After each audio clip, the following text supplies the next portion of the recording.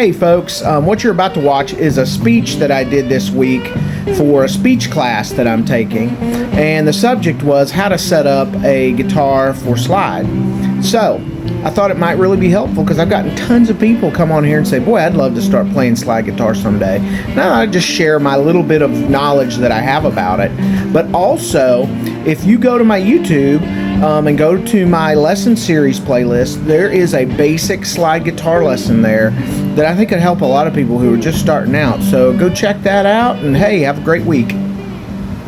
Hey folks, today I just want to talk to you a little bit about how to set up a slide guitar for optimal performance. And excuse me if I'm looking over here, I have my notes over here, and without them I can't tell you any of this stuff. So before we jump in, let me just say that my recommendations really don't trump anybody else's, because you know, setting up a slide guitar can be just a very personal thing. I mean, it has to do with a lot of things. Like your touch, what kind of slides you like to use, how you like the guitar to feel if you're not using the slide on it. So what I'm going to do is just describe how I like my guitars set up, just to get anybody who's just starting out in slide guitar or just wants to get going, get them started in the process somehow. All right. So first off, let's talk about, this is a big thing you're going to find in a lot of slide guitar things, in a lot of slide guitar groups like on Facebook and that is string height and string gauge. Okay, so the first thing I'd like to say, it's really dependent on your touch. All right, I heard an interview with Derek Trucks and he agrees with that. It's dependent on your touch. So it is all dependent on how much aggravation you're willing to go through. Okay, when you're playing notes on the guitar without the slide, but with your fingers, and whether the guitar is really electric or acoustic. Some electric guitars are not made to be able to withstand heavier string gauges, okay? And sometimes you can't even get the heaviest strings you need. If you have a very heavy touch, you can't get them for an electric. So sometimes that's a problem. Now, I personally like a heavier gauge string. I really do. And I like it, depending on the tuning, to be either a 16 in the thinnest string, a 16 gauge string, which is very heavy, a 13 gauge string, or a 12 gauge string. Alright, so when I'm playing an open D minor, or open G on an acoustic guitar, I like my top string to be, the thinnest string, to be a 16, because I can really float the slide on it and it feels good to me.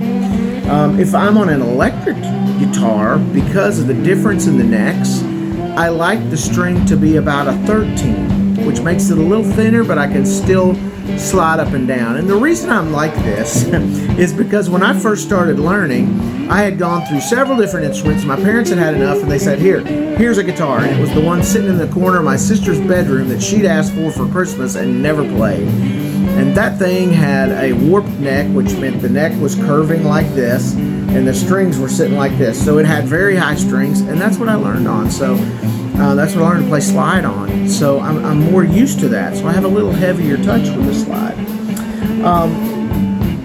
Now, if I'm playing a guitar that's in standard tuning, because all those other tunings are slack tunings, which means I'm loosening the tension on the strings.